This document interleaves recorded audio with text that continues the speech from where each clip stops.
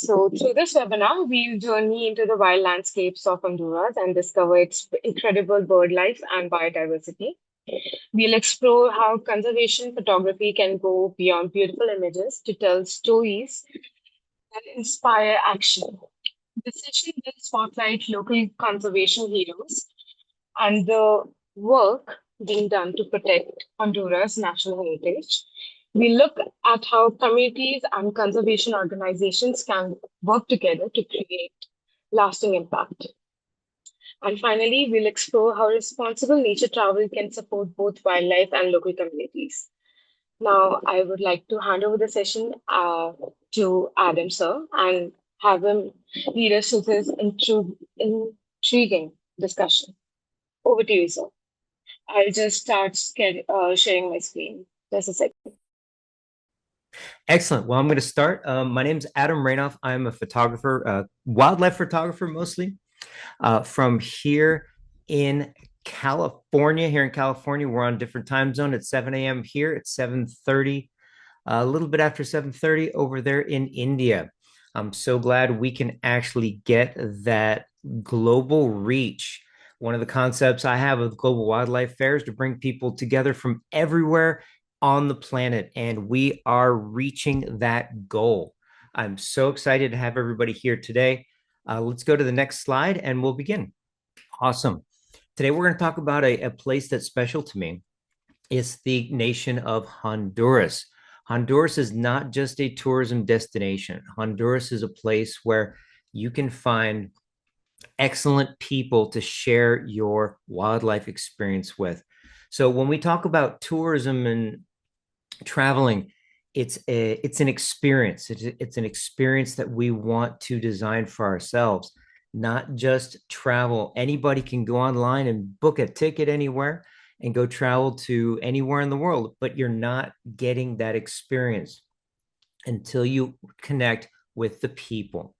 Now, coming up with a title for this presentation, Honduras's Wild Heart.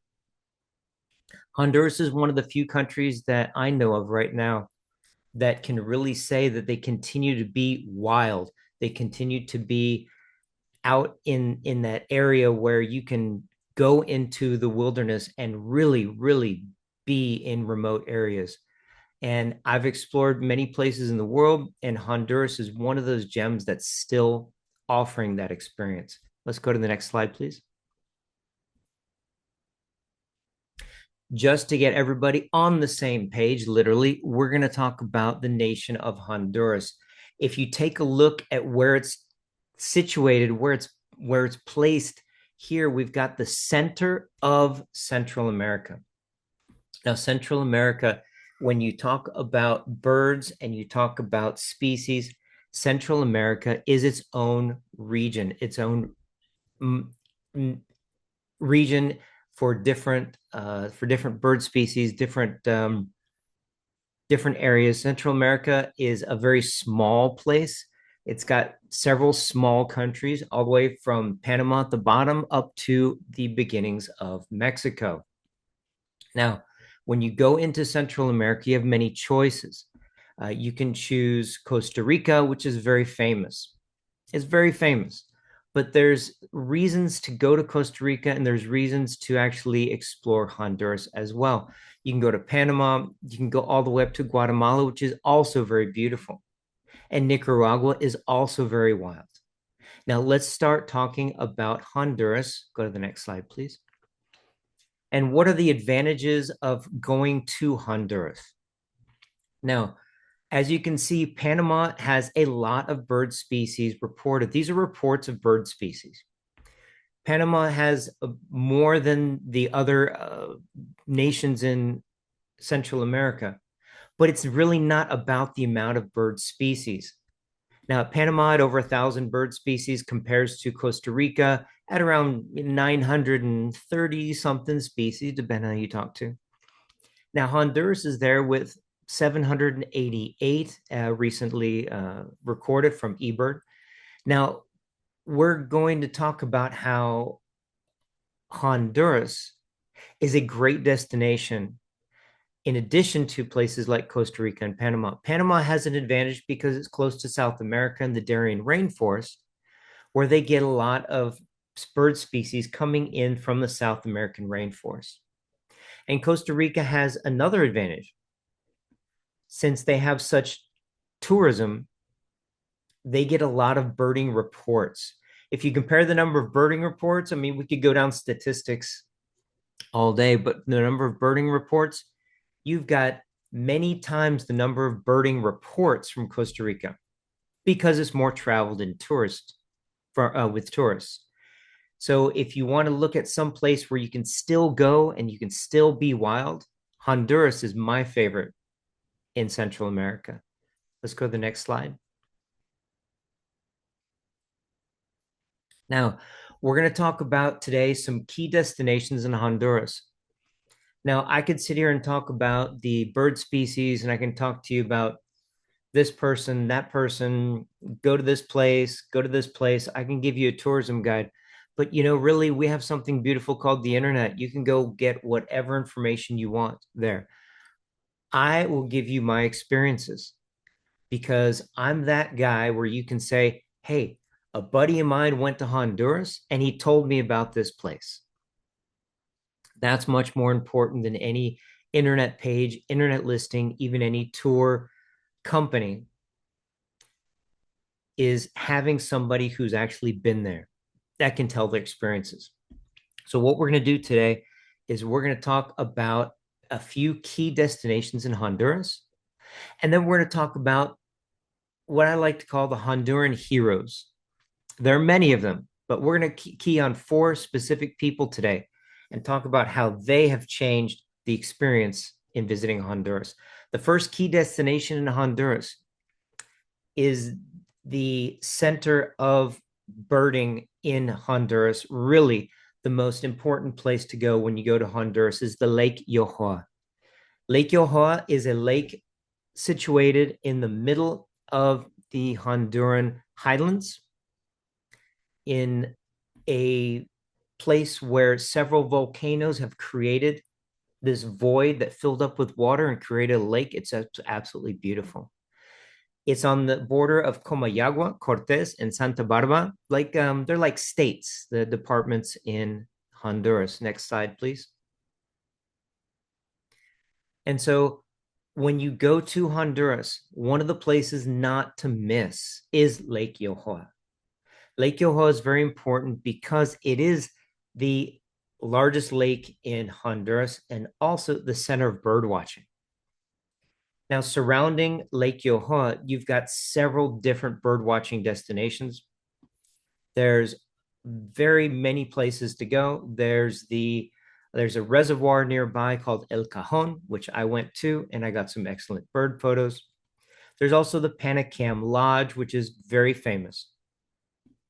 Now, this area just in Lake Yohoa has reported 359 species, different species of birds, and that includes the very, very important Honduran emerald.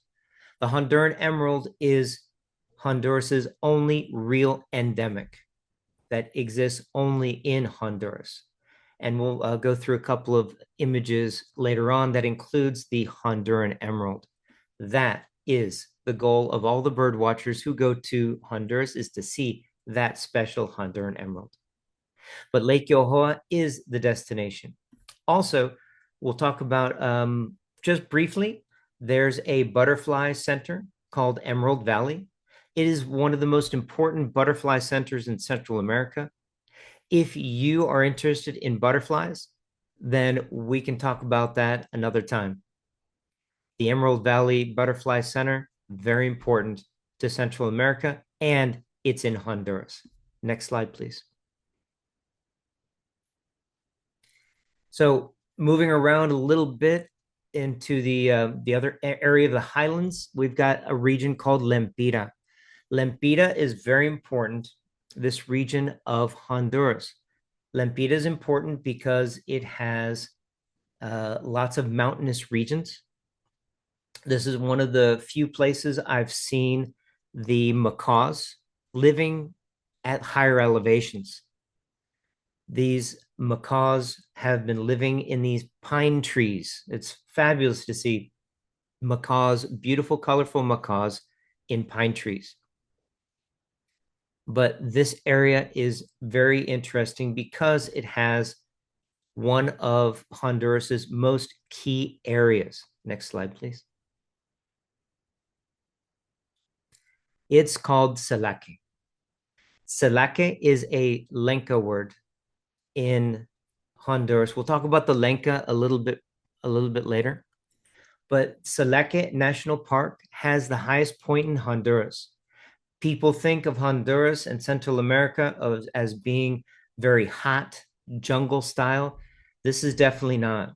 These are pine trees on a very high mountain, 2,870 meters to be exact. That's the highest point in Salaque.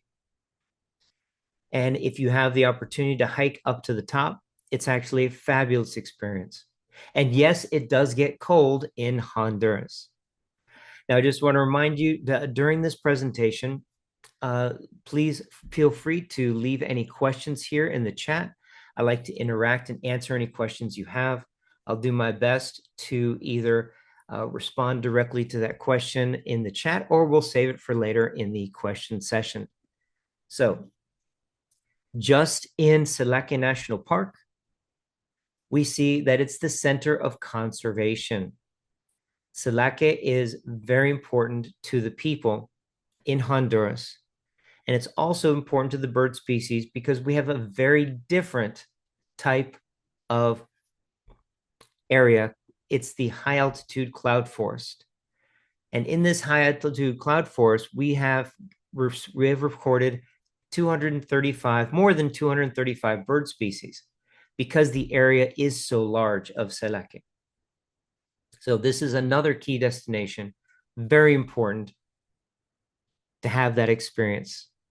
And there's local guides that we'll talk about soon, local guides that will bring you to the top of Salaque anytime you need. Let's next slide, please. So we're going to move over to another area in the highlands. Another key destination is Copan. Copan is very important because in the interior of Honduras, it is the most visited tourism destination. Now, Lake Yohoa is the most visited conservation and birding destination, but Copan is the most visited tourist destination. They have a tourism attraction there. It's the Mayan ruins of Copan. Now, that's a very important place to go visit if you have a chance and you're in Honduras. Going to see the ruins of Copan is very important. But we're not going to talk about that today. We're going to talk about the animals, the wildlife. What can we find in Copan? You can see that Copan is very conveniently connected to San Pedro Sula and very close by also to Tegucigalpa. The infrastructure to get to Copan is actually very good. I've done it several times, and it's very easy to travel around Honduras by car. So let's move to the next slide, and we'll talk more about Copan. Perfect. Now, the most important city in Copan is Santa Rosa de Copan. But near that, about 20 minutes, maybe 20 minutes from Santa Rosa, in a nearby town called Veracruz, is the Hacienda Montecristo. This place is actually one of my favorite places in all of Honduras. This is a real working hacienda. Now, we're talking about experiences. If you want to go look at bird species and you want to experience a real working hacienda and even stay there, this is the lodge at the hacienda. One of the original buildings that they used is now converted into a lodge. It's absolutely wonderful. Just in this hacienda, we've got 193 recorded bird species. Very, very special place. And it's an ideal destination for bird watching and nature walks because we all love to explore. The people here at the hacienda, they're workers. We've got horses, we've got everything going on, that they do coffee, they do all kinds of things over there in agriculture in the hacienda, but they're also very trained in conservation. The owners of the hacienda, they insist that all the workers get trained in conservation and how to report bird sightings and animal sightings while they're working. It's actually quite beautiful. The workers themselves will walk with you through the different areas and show you the coffee plantation and everything else they grow there. Fantastic destination. Let's go to the next slide. Also in Copan, one of the most important areas is called the microcuenca. The microcuenca La Hondura. This is a higher altitude area on the other side of Santa Rosa. Unfortunately, this area is threatened by deforestation. And this microcuenca, it's important because it supplies Santa Rosa, the tourism destination, with its water, and also serves as a home to 150 recorded bird species, and they are a little bit higher elevation. So in one area in Santa Rosa, you can go to the microcuenca, which is a higher elevation, and you can go to the hacienda, which is a lower elevation.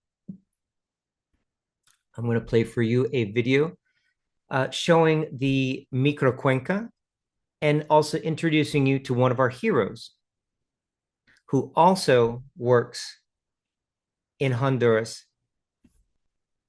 to make sure that conservation is very important. And I'm going to play a video momentarily.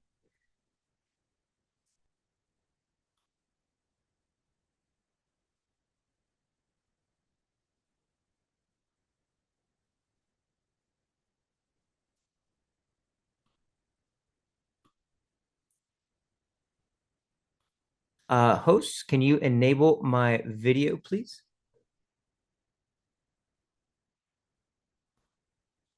Sure, sir. This is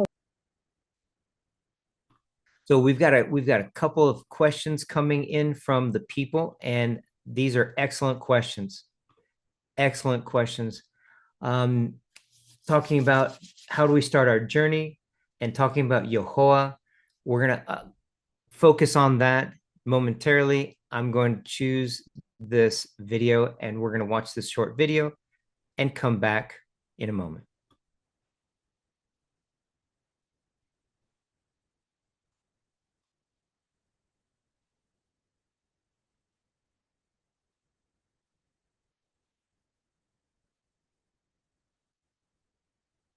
Hola a todos, estoy en Santa Rosa de Copán, todavía aquí en Honduras con Nazario. Nazario, ¿dónde estamos hoy y qué estamos mirando aquí en este bella vista detrás de nosotros? Buenos días, soy Nazario, estamos aquí en la microcuenca La Honduras, una zona productora de agua de mucha importancia para Santa Rosa de Copán, más de 680 hectáreas de conservación, con mucha diversidad de especies de aves y un sitio para hacer senderismo muy seguro para caminar por esta zona. Y esta bella vista que tenemos atrás de nosotros, ¿qué es todo este valle acá? ¿Eso es Santa Rosa o es el bosque cerca? Es un bosque, hay ciertas comunidades atrás de nosotros, pero lo más importante es que ahí está la toma de agua para Santa Rosa, que abastece a mucha población agua potable para consumo humano. Entonces la microcuenca quiere decir que el agua nace acá arriba y va para ¿dónde? Nace aquí arriba y llega a una toma de agua donde se bombea para la distribución en tanques de almacenamiento. Entonces la conservación de este sitio es súper importante, no solamente para las aves, los animales, pero para el agua, para el pueblo y muchas personas, ¿cierto? Claro, es un sitio de mucha importancia para la población, por lo tanto hay que hacer acciones aquí de conservación contra incendios, contra tala ilegal, contra deforestadores. Entonces toda la población debe de estar consciente de eso para conservar estas zonas y están muy cerca de Santa Rosa. Hemos visto aves llegando aquí esta mañana. El saltador oliva es los que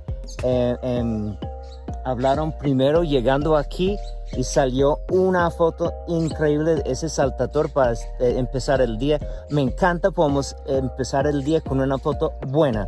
Entonces vamos y buscamos otros. Vimos un carpintero y vamos a buscarlo ya. Excelente. Mucha diversidad en esta mañana, invitados a hacer aviturismo en la microcuenca de Honduras.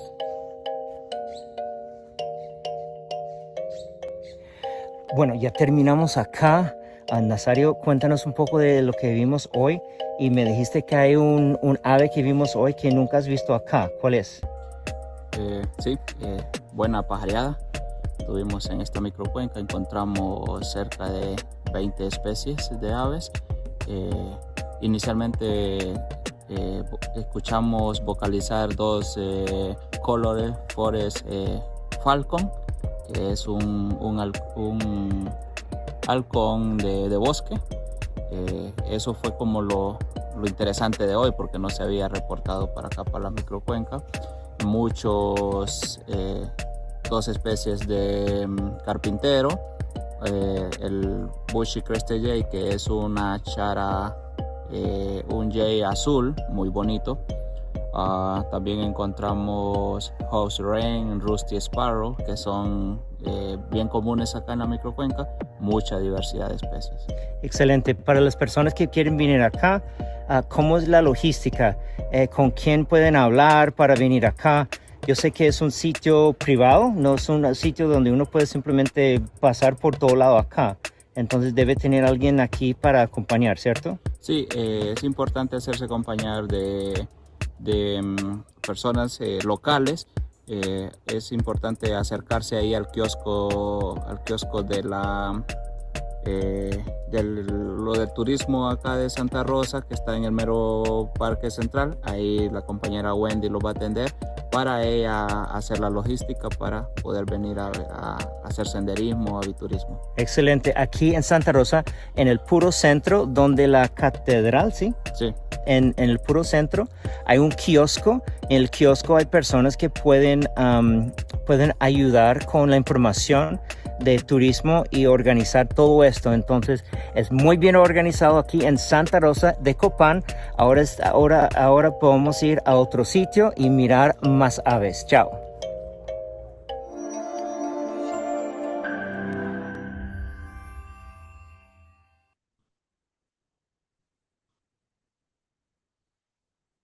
Excellent. That's just fabulous. That is the microcuenca of La Hondura. And there's a lot of information in that video. So don't forget to get the recording of this video and look through it later to get all that information out. I know there's a lot of information coming out here. We do have a recording available after we're done. You'll be able to look through this and pick out all of those details to plan your conservation trip to Honduras. So we got some good questions coming in. Keep them coming. I'm going to answer those questions a little bit later in more detail. So let's go to the next slide and we'll move on to our next section. One of the people we just saw in the video, his name is Nazario. So this section, I'm going to talk about some heroes of Honduras. Now, Honduras is full of excellent people, great people. One of the things that really surprised me were the people in Honduras.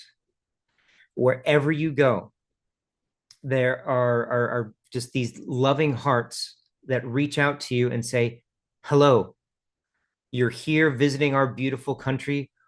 How can we help you have a better experience? Well, we're going to talk about some Honduran heroes right now. And we're going to start with my good friend, Nazario Valladares. He is a forest firefighter. He's the gentleman that was in the video. Now, let's go to the next slide.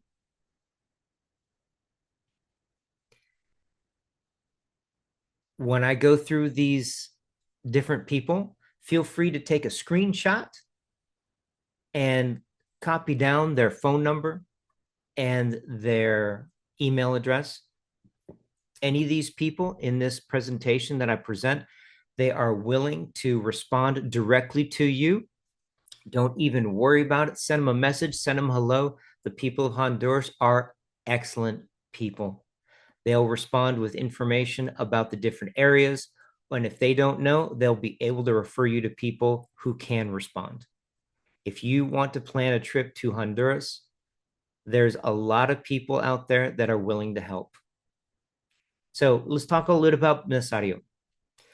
My Honduran hero, Nazario, he's a forest firefighter. This is really important because Central America, just like other places, mostly we hear about South America and the Amazon jungle and deforestation. But deforestation is rampant all over the world, and Honduras is no stranger to its deforestation. That's why it's important we have these forest firefighters. Now, Nazario is trained as an educator. He has the opportunity to travel. Right now, he's in the United States doing training and doing work in forest firefighting. He also, when he's in Comayagua, another region in Honduras, he's one of the birding club leaders. And I think that is a great opportunity to actually lead birding clubs and get people interested in birding. I'm getting lots of great messages and chat requests over the event here and questions about starting. How do you start? And one of the best ways to start is finding a birding club. Now, the design of Honduras for the birding clubs is they're different. They're located around Honduras, and the birding clubs, they have their outings and they go different places. So we'll continue talking about Nazario. Nazario is also a forest hydrologist. He studies the water patterns. He studies the water patterns and how to get the water from the forest to the people. Now, this is a problem because we have deforestation, and not just from fires, but from people actually going and they take the wood and they use it for their wood burning stoves. So there's a lot of opportunities for projects to convert people to natural gas equipment from wood burning stoves. But that's in progress. Thank you, Nazario, for being a Honduran hero. Next slide, please.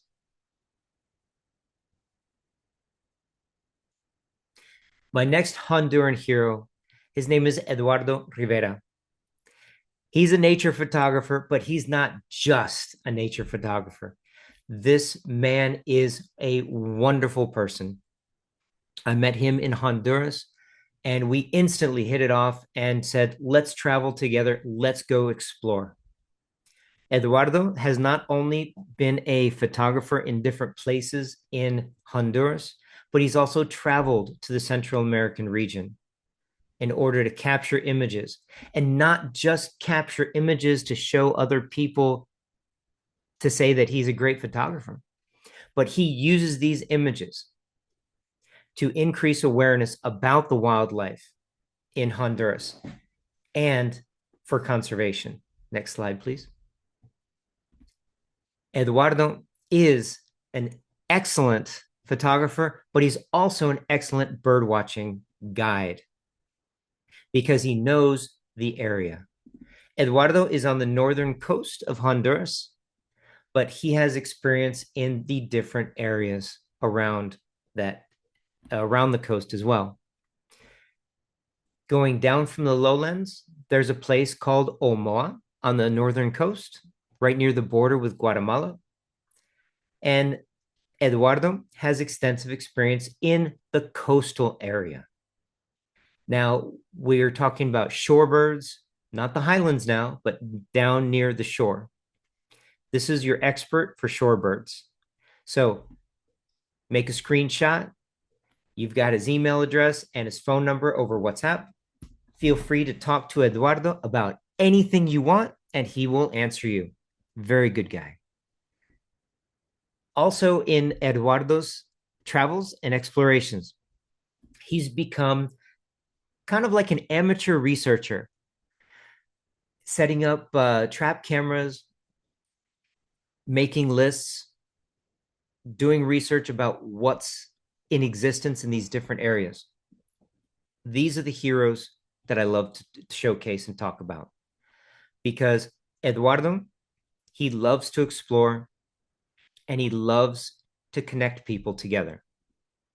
Now, if you're interested in going to Guatemala, El Salvador, or Honduras, though that's the tri-nation region, he's also, Eduardo, he's also the key contact for everybody in that area to get you information about the logistics to go to that tri-nation area. Eduardo, you're my hero. And that's a big deal. Let's go to the next slide. Our next Honduran hero, we're going back up to the mountains from the shore. Nicolas Zuniga.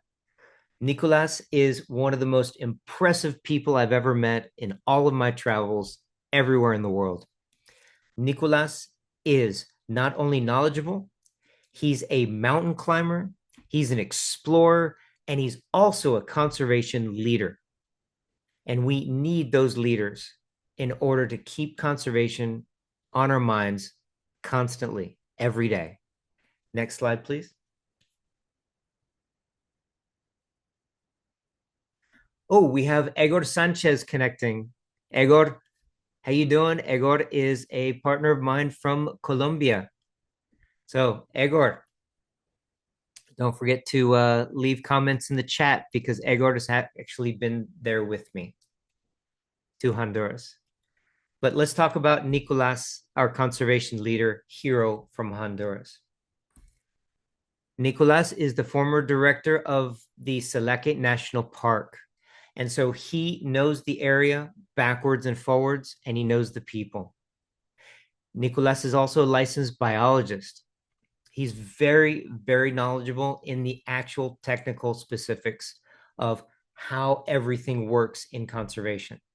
And these people are very special to have.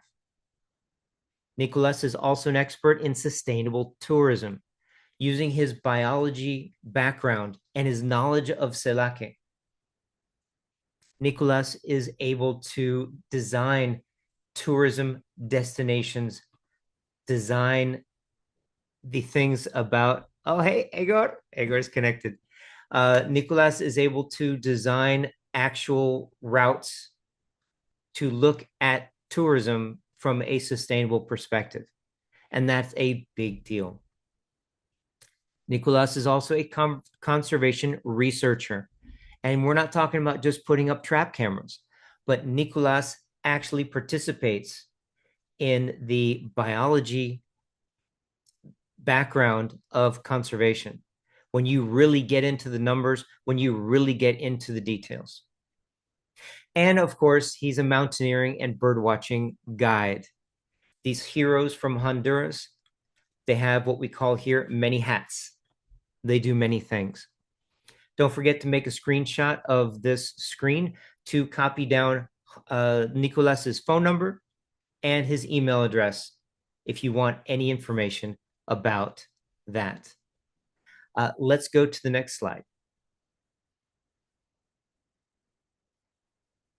And here we have our final Honduran hero. And this one is very special. This is Elizabeth Rivera. She is my hero of wildlife tourism. Elizabeth Rivera is one of the very few indigenous Lenca guides in Honduras. A little bit of background about the Lenca and the Maya. Go to the next slide, please. Let me remind you, if there's any questions that you have, please put them in the chat. And we have a question session coming up in just a few minutes, and we'll try to get to all your questions. The Lenca and Maya indigenous cultures. The Maya is very popular. Everybody knows about the Mayans. But what about the Lenca? The Lenca was a different culture that existed in parallel with the Mayans. Now, this Lenca culture is almost extinct. And what makes Elizabeth one of my Honduran heroes is she is a cultural ambassador to the Lenca indigenous tribe. She's one of only 2 guides in Honduras that we know of, the registered, certified, licensed guides that are Lenca and can connect you to the Lenca indigenous experience. Elizabeth is also one of the leaders of COAS Copan, which is the birding club in Copan. So when you're planning your trip to Copan, contact Elizabeth. She will connect you with the right people in Copan and in other places in the country as well. Elizabeth is also a bird watching guide. She can accompany you and lead you to the different areas that you need to see these different bird species. Elizabeth is also nationally certified as a guide. The certified guides are licensed and they're connected to the different agencies around Honduras. Very good contact. If you're designing a tour to go through Honduras, Elizabeth is a great contact. She's also a tourism logistics expert. And I didn't know if you know this, but Honduras is one of the largest coffee producers in the world. And so she is a licensed barista. And I never knew you could get a license as being a coffee maker person, but yes, she has a license to make coffee. So she has some coffee tours that she can connect you with to go see real Honduran coffee and have the experience. So make a screenshot here. Contact Elizabeth if you have any need, any questions about the tourism in Honduras or anything about the Lenca indigenous culture. Next slide, please. Now we're going to talk about a few of the wonderful species that you can find in Honduras. I want to give a good round of applause for all our Honduran heroes and remind you that those are only 4 people out of a nation of heroes. And they're not only just Honduran heroes. Many of the people I encountered were people that were born in the United States or in other cultures, and they live in Honduras now. Honduras is a beautiful place, and the people really make it special. But let's take a look at a couple of species. The painted bunting is one of the key species that people go to Honduras to see. This is available as far north as the United States, in the southern part of the United States, Florida, Arizona, but also Honduras is one of the most extreme southern areas that you can see the painted bunting.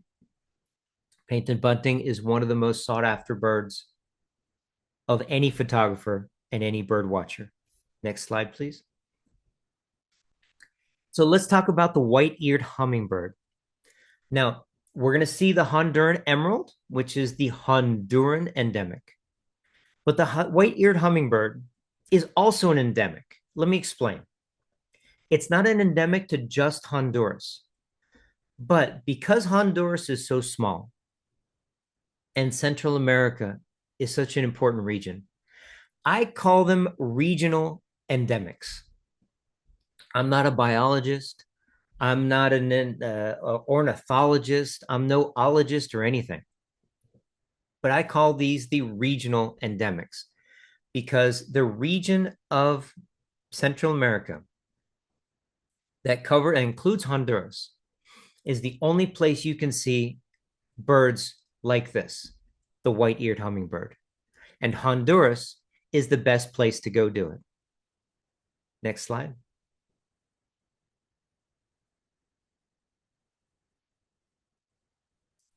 Now, Another regional endemic.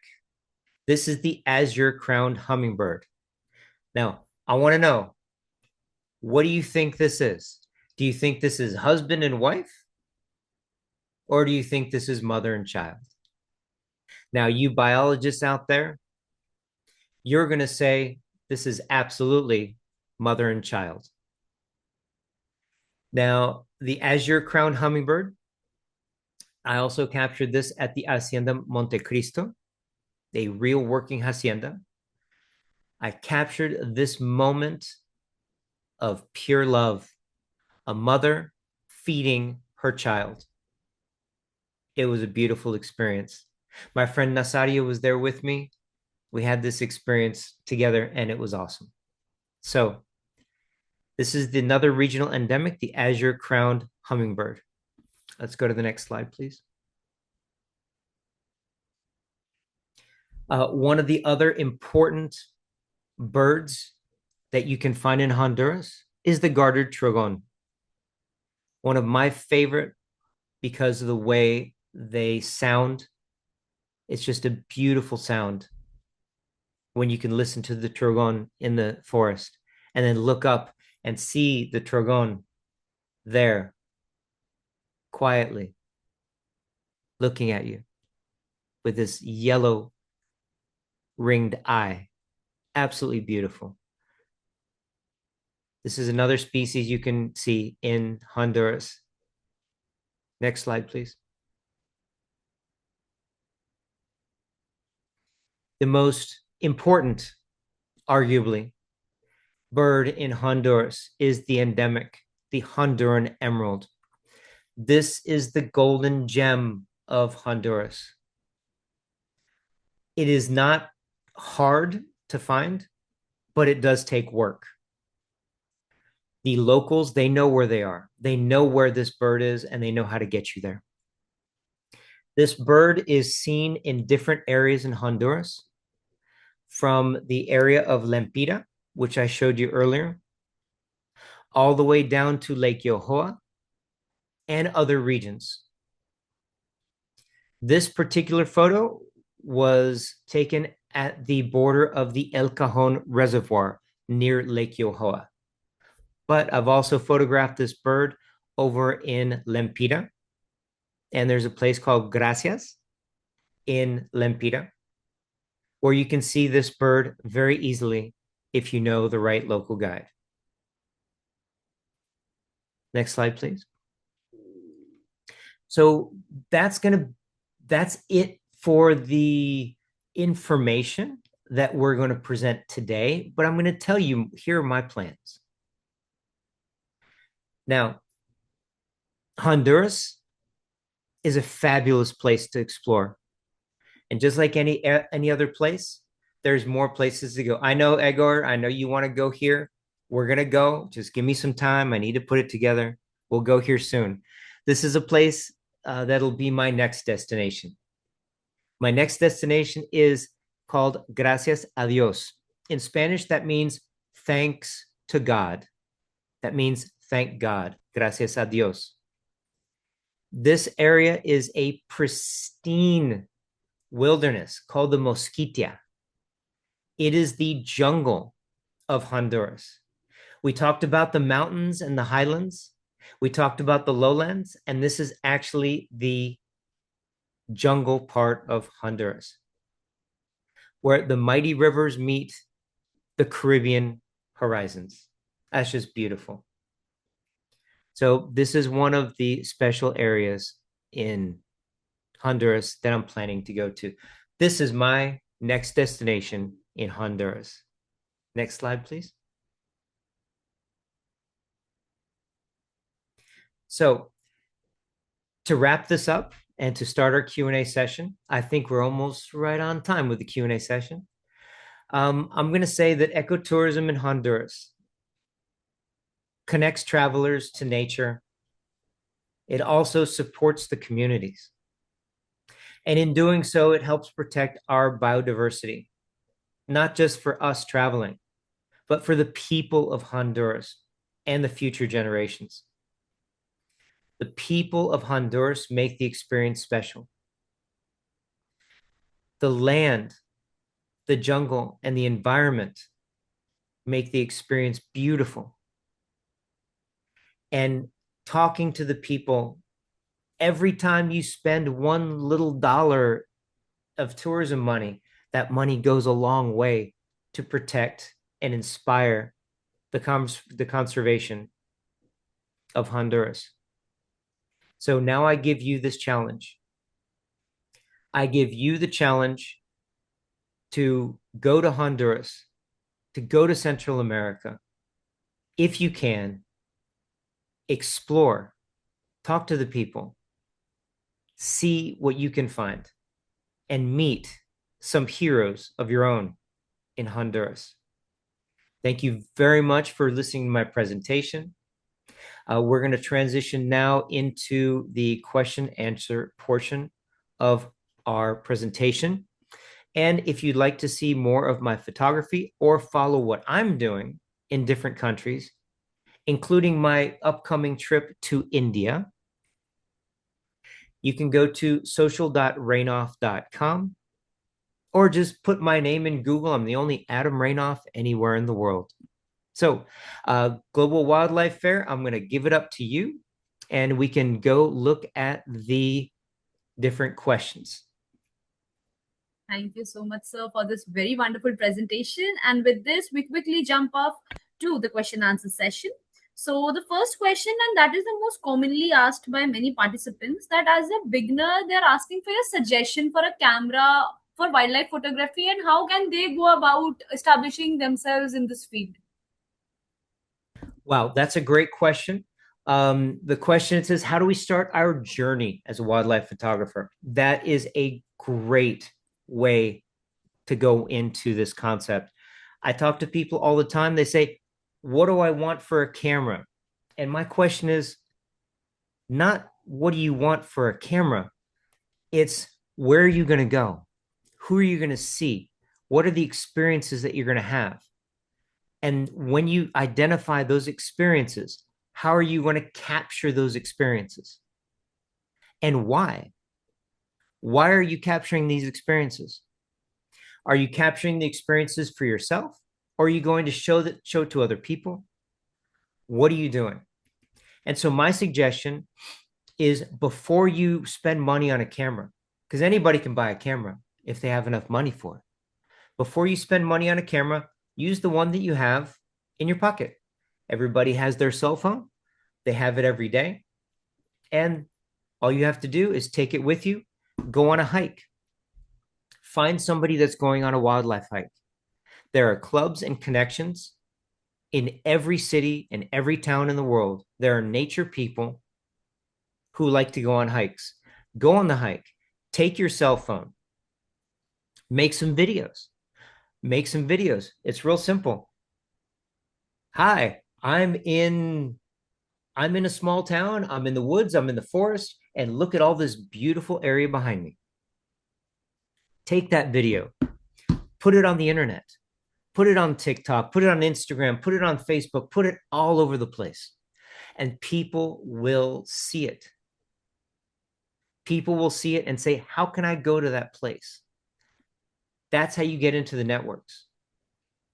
Take photos. Promote your town. Promote your backyard. We have a guest here watching, Egor Medic Sanchez Gongora. He actually has an organization that he works for, which is an urban birder organization, urban birding. Now, I'm going to just say that in Delhi, urban birding was fabulous, absolutely awesome. I went to different parks in the center of a major city, one of the largest cities in the world, in Delhi, has nature in the middle of the city. So go ahead, go find those birds, find the hornbill that you can get up close to and take a picture with your camera. And then from there, identify what you want to do, what kind of camera to look at, and where to go from there. Now, if you want to talk about camera brands, I'm a Canon guy, but Sony works, Nikon works, Fuji works, Olympus works, but I like Canon. I like Canon because they've always been able to help me with anything I need, and the equipment has been working for me. So let's move on to the next question. That was an excellent question, and I hope I answered it very well. Yes, sir. And sir, I believe when it comes to photography, one of another important element is passion. And looking at the kind of dedication you have towards the subject, I think it will inspire many of our participants today to take up this very seriously. Well, hold on. With Let me this, just say, I will be in India in October, and I will be exploring. And anybody who has that passion, anybody who has that desire to go out and walk with me, we can go together. I'm still working on my itinerary, but I plan to visit some important photography and nature communities, or nature communities that focus on photography experiences. So stay tuned for my itinerary. I'll be publishing that, and maybe, just maybe, we can walk together and explore the wilderness. Go ahead with the next question, please. sir, the next question is that what's the most captivating way to introduce beginners to bird conservation? Wow. Conservation is all about communication. Now, I know that's not really the obvious place to start, but let's think about it a second. Communication. Let's talk amongst ourselves about what we're going to do and make a plan. Now, I'm just one person. I really am. I'm just one guy with a camera. But what can I do by myself for conservation? Not much. But I can contribute my photos if I communicate with these heroes of conservation. And they're heroes in India that I met in the previous wildlife fair. And they're heroes in Singapore, and they're heroes in Malaysia, and they're heroes in Colombia. We have a hero right now, Egor, participating in this conference. He's a Colombian hero of conservation. And I can say that together, if we communicate, if we network together, just like we're doing today, together we can be strong in conservation. Together we have a louder voice. And that is why the Global Wildlife Fair attracts me so much, because of its global voice in conservation. Together we can accomplish absolutely wonderful things.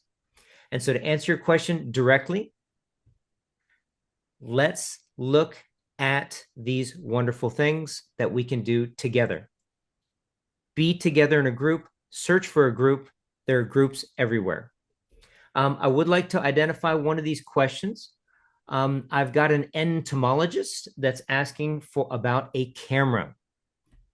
And it came to me, entomologist, we're talking about really small pictures. Now, your first idea is, let me go get a macro lens on a camera. Now, hold on a second. Before you think about getting a macro lens, try a telephoto lens that will let you be a little bit further away. And I'll give you an exact recommendation to Shilpi Das, an entomologist. If you want to go after the small pictures, you can go get yourself a Canon camera. Any model, get the cheapest Canon camera you can. It's okay. They all take the same pictures. And get yourself a, a 100 to 400 telephoto zoom. And that allows you to stand a little bit further away and not scare off the insects. All right. So let's move on to the next question. Yes.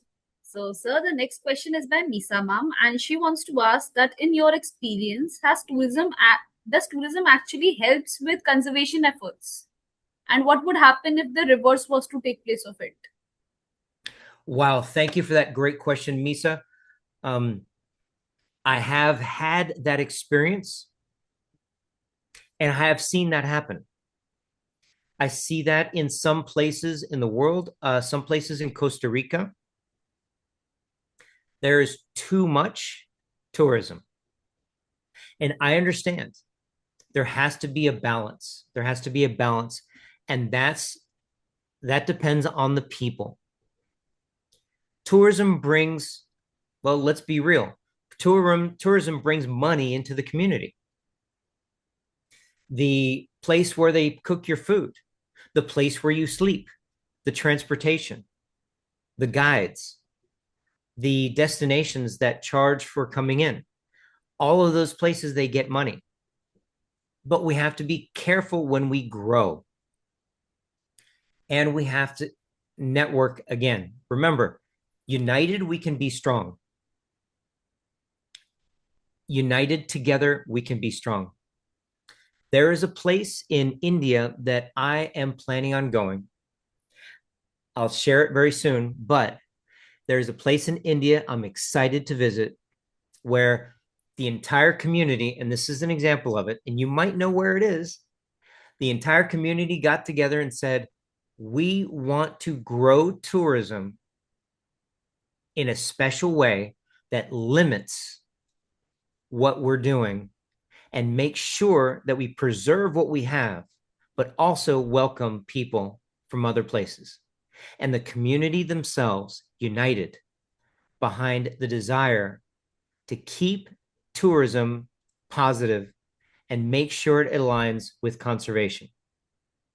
And so to answer your question, yes, tourism doesn't only help with conservation. I'm going to say something very controversial, but tourism is essential for conservation because without tourism, we have no motivation to protect the land. Without tourism, we have no motivation financially to protect what we have.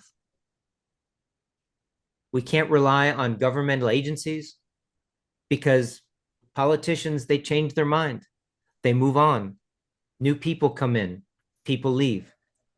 But when private industry protects an area and makes it conditional upon the tourism, then we can have the balance. Thank you very much for your question. I hope that answered it. With this, we take up the next question of Shruti ma'am. Sir, ma'am wants to understand about the human nature relationship of the various places that you have visited. As in, what was the reaction of the communities? What makes them so protected of their environment, and what we can learn from them? Wow, I've had experience. That's a great question. I've had experiences meeting the indigenous cultures where you walk in and they say, this is our land, and these are animals that we live with. These are our friends that we live with. And sometimes I have encountered people who don't feel comfortable with tourism because they've had bad experiences. That's a key point. Let's not forget that. And we'll get back to that in a minute. Most of the time when I go to places, as long as I'm respectful in the way that I want to be, and I treat people with the respect that I'm coming into their home. I'm coming into their home in their backyard. And I'm walking around and I'm taking pictures and I'm sharing these photos. This is a very personal experience for the people who live there. And you show the same respect as if you would if you're walking into their home. And that way you can really connect with the people. But let's go back to that first point. How do we actually inspire people to welcome us into the community? It's communication and networks. I can't say it enough. We need to unite. And I'll thank you again, Global Wildlife Fair, for uniting the people all over the globe in the same idea of conservation tourism. So let's go on to the next question. So, sir, the next question we are taking is of Kin sir. So, sir is asking, his first question is, are there macro lens available for phone cameras which are good? Well, yes, there are macro lenses that are good. My personal favorite is a company called Moment, and I will write that down. Moment lenses, and I wrote that down in the chat. That's the company that I trust. I use their lenses for wide angle and for actually macro off of my phone. Because remember, I travel with multiple cameras. There's one, which is my phone. And then we have other cameras as well to capture things like 360-degree photos. This is my 360-degree photo camera from a company called Candao. And we use those images to share with the people everything that we're seeing. And I'm going to answer another question that you might have. Why do I take photos? Why do I take photos? Because I want you to see what I see. I want you to experience what I'm experiencing. Because not everybody can get out to the woods. Not everybody can travel to Honduras or Colombia or even in India. And so if I can take the photos, I can share that with you. Now, Ken also had another question, tips to spot birds and take good pictures of them. Well, take a look at this picture you're looking at on the screen right now. There's a reason I have my camo outfit and I walk very quietly and I connect with the local people because the local people, they know where the birds are. All right, so let's move on to the next message. I want to make sure everybody gets an opportunity. So I think with this, we have reached to the end of the question answer session. But before we wrap up, there is a question from my end that how was your experience being a part of the Global Wildlife Fair last year? Wow. I originally thought, okay, this is going to be one of those places where it's going to be a convention of people selling stuff and doing the thing that people always do, but I was surprised. I was surprised because we have so many people from so many places that are focused on conservation, on saving the world, on caring for wildlife. And the Global Wildlife Fair, to me, what was not only a presentation of products, it was a meeting of people who are of similar mind. And that's what I keep saying about networking. Connect with the people in your community. Start small. Talk to some people on your street. Say, hey, I'm going to go take a hike and look for some birds. Do you want to come? Go download the Merlin app on your phone and let's go check out some birds. Start there. And then when you get to the top, you get to something like the Global Wildlife Fair. Or I can go there and I can tell somebody from Western China, hey, I had this experience. And they say, you know what? I had that experience too. And then I can tell them about Colombia on the other side of the world. And they can say, tell me your story because I want to hear the story and I want to learn. So I'm so looking forward to the next Global Wildlife Fair. And I'm looking forward to my trip to India very shortly in October. And I will share my itinerary soon. And I will invite all of you to walk with me through nature and explore the greatest thing that this planet has, which is the green, the blue, and the beautiful colors of the wildlife. Thank you, sir. So before we sign off, a quick note from our side. At Asian Ventures, the Global Wildlife Fair, Indian Wildlife Network, and Earthworks, we believe that meaningful conversations are the starting point of meaningful conversation. We hope that today's webinar has offered fresh perspectives, valuable insights, and inspiration that you can carry forward in your own work. Thank you for joining us and being a part of this growing community. We look forward to welcoming you for another session. That's great.